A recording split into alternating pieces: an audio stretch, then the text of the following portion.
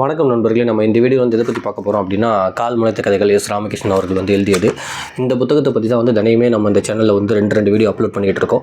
இந்த புத்தகத்தில் என்ன இருக்கும் அப்படின்னா உலகம் பூரா ஒரு இயற்கையான தோன்ற விஷயத்துக்குமே ஒரு கதையை நம்புகிறாங்க. அது பிலிப்பைன்ஸாக இருக்கலாம், இல்லை அலாஸ்காவாக இருக்கலாம், இல்லை நம்ம இந்தியாவாக இருக்கலாம், இல்லை இந்தியாவுக்குள்ளே உள்ள தமிழகமாக இருக்கலாம், மத்திய பிரதேசம் இருக்கலாம். இப்படின்னு சொல்லிட்டு ஒரு இயற்கையான தோன்ற விஷயத்துக்குமே ஒரு கதையை மக்கள் நம்புகிறாங்க.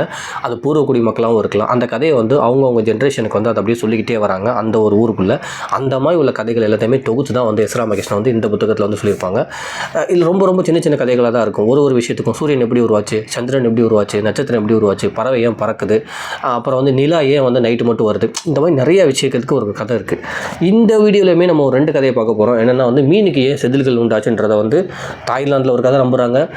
நான் ஏன் ஒரு காலை தூக்கிட்டு யூரின் போகுதுன்றதுக்கு பர்மாவில் ஒரு கதை நம்புகிறாங்க. ஸோ அந்த மாதிரி தான் இந்த ரெண்டு கதை இருக்கும். அது கீழே என்ன ஊருன்றது இருக்கும். ரொம்ப சின்ன பிள்ளைங்களுக்கு புரிகிற மாதிரி அவ்வளோ அழகாக இருக்கும்.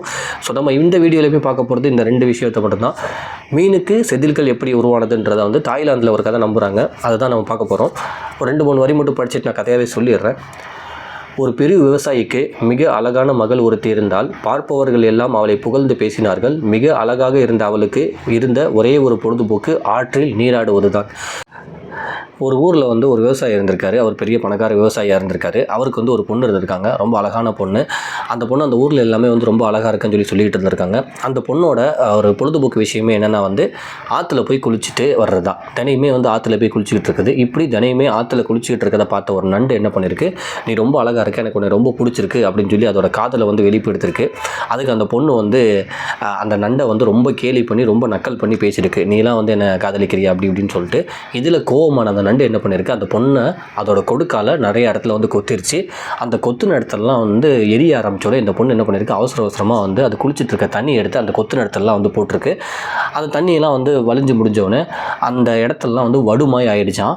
அந்த பொண்ணு ரொம்ப சோகமாகிடுச்சான். இது மட்டும் இல்லாமல் நண்டு என்ன பண்ணியிருக்கு, இன்னும் ஒரு கட்டம் மேலே போயிட்டு ஒரு மந்திர சக்தியால் அந்த பொண்ணை மீனாக மாற்றிருந்தான். ஸோ மீனாக மாறினோடனே அந்த பொண்ணு என்ன பண்ணால் தன் உடம்பை பார்த்துக்கிட்டே நீந்திக்கிட்டே இருக்கான். அதனால தான் மீன்கள் எல்லாமே தன்னோட உடம்பை பார்த்து நீந்திக்கிட்டே இருக்குங்க. அதனால தான் மீன்களுக்கு செதில்கள் இப்படி தான் மீன் உருவாச்சு. அந்த மீன் உடம்புல அது செதில்கள்லாம் இருக்குல்ல, அதெல்லாம் என்னென்னா நண்டு கொத்துன வடுதான் அது. அது ஒரு பொண்ணு, அந்த பொண்ணை தான் நண்டு மீனாக மாற்றிருச்சு ஒரு சாபம் விட்டு, ஒரு மந்திர சக்தியால் அப்படின்னு சொல்லி சொல்கிறாங்க. இதுதான் மீன்களுக்கு செதில்கள் எப்படி உருவானது அப்படின்றத தாய்லாந்தில் இந்த கதையை நம்புகிறாங்களாம். இதுதான் நம்ம சொல்ல வந்த முதல் கதை. ஒரு பொண்ணு, நண்டு அந்த பொண்ணை லவ் பண்ணுது. அந்த பொண்ணு லவ் அக்செப்ட் பண்ணல. நண்டு என்ன பண்ணு, கோவமாகி அந்த பொண்ணை உடம்பு ஃபுல்லாக கொத்தி அந்த பொண்ணை மந்திர சக்தியால் மீனாக மாற்றிருச்சு. அதனால தான் மீனுக்கு உடம்பு ஃபுல்லாக செதில்களாக இருக்குது. அந்த மீன் தன்னோட செதில்களை பார்த்துக்கிட்டு எதுக்கு போகுதுன்னா, அது பெண்களோட வடு. நண்டு இந்த மாதிரி பண்ணிருச்சு.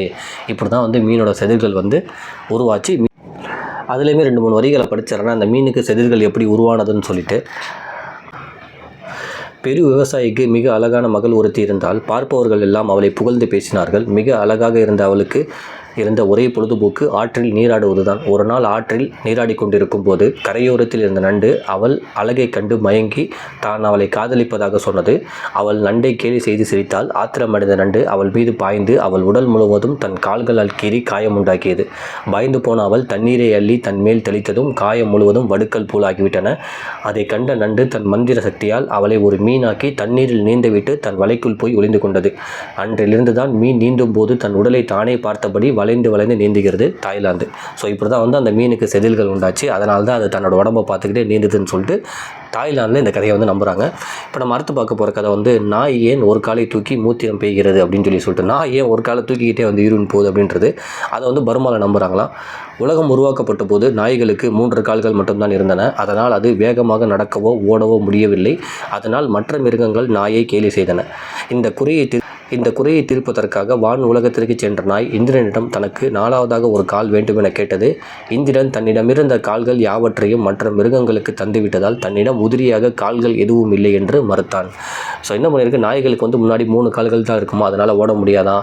இந்த மாதிரி எல்லா மிருகங்களுமே நடக்க முடியாதான். ரொம்ப கஷ்டப்பட்டுருக்கு. எல்லாமே நாயை கேலி செஞ்சுக்கிட்டே இருந்திருக்காங்க. நாய் போய் வானுலகத்துக்கு போய் இந்திரனை பார்த்துருக்கு. எனக்கு 3 கால் தான் இருக்குது, எனக்கு ஒரு கால் கொடுங்க. எல்லா விலங்குகளுக்குமே 4 கால் இருக்குது, ஈஸியாக நடக்குதுங்க, ஓடுதுங்க, என்னால் முடியலை அப்படின்னு சொல்லி சொன்னோன்னே இந்திரன் என்ன சொல்லியிருக்காரு, இல்லை என்கிட்ட இருக்க எல்லா கால்களையுமே கொடுத்துட்டேன், நீ இப்படி தான் இருக்கணும், 3 காலோட தான் நீ இருக்கணும் அப்படின்னோடனே அது வந்து போகவே இல்லையா. நான் வந்து எனக்கு 4வது கால் கொடுத்தா தான் நான் போவேன், இல்லைன்னா நான் போகவே மாட்டேன் அப்படின்னு சொல்லி ரொம்ப ஸ்ட்ராங்காக அங்கேயே நின்றுச்சான்.